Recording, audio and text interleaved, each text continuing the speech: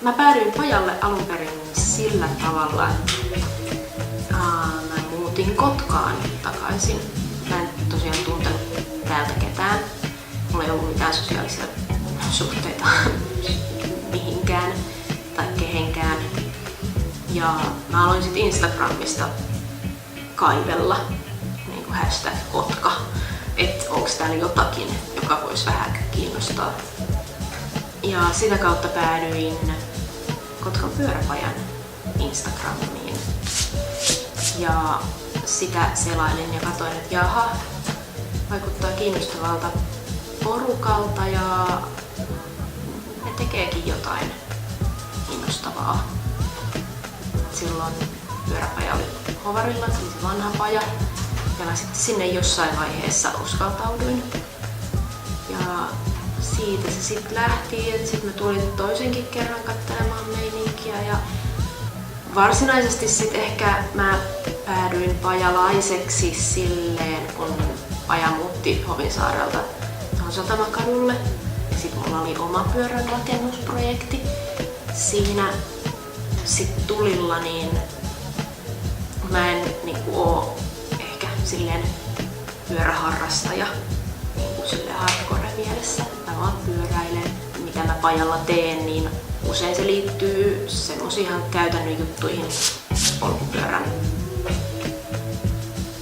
korjaamisesta ja jotain säätöjä ja jotain sen tyyppistä, mutta sitten kun on tutustunut ihmisiin ja selvinnyt, että okei, että pyöräpajalla voi tehdä kaikkea muutakin kuin vaan pyöräjuttuja, niin sitten on tullut otettua osaan ja oltua itsekin tekemässä kaikenlaisia tapahtumia. Pajalaisethan aika paljon on ollut tekemisissä myös Joutomaa-festin kanssa. Ja sama porukka niin kuin pyörii monessa jutussa ja mä oon itsekin vissiin 3 Joutomaassa tekemässä sekä taiteilijana että järkkäämässä ja säätämässä kaikkea. Ja se on ollut tosi hyvä ja hauska niin kuin kokemus ja opettanut tosi paljon just sitä sellaista niin kuin ideasta toteutukseen ja kaiken voi tehdä itse.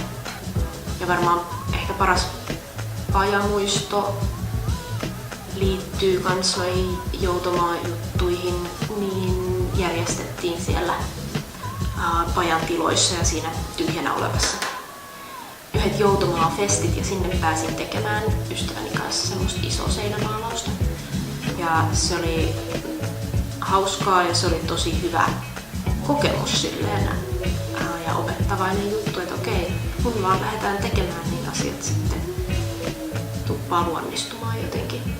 Ja tavallaan se pyöräpajalla oleminen, ihmisiin tutustuminen ja tämän just tällaisen tee se itse kulttuurin oppiminen ja omaksuminen osaksi omaa toimintatapaa on auttanut mua siinäkin, että mä oon pystynyt sitten, no ensinnäkin olen kotiutunut kaupunkiin ja löytänyt niin sosiaalisia piirejä itselleni.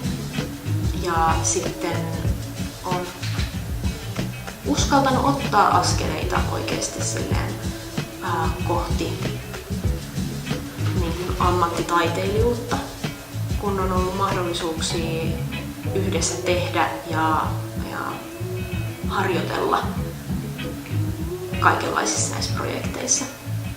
Mä oon uskaltanut lähteä kokeilemaan ja en mä tiedä mihin tää johtaa, mutta tää on niinku tavallaan sen prosessin jatkumo, mikä on lähtenyt alun perin Hovarin vanhalta pajalta.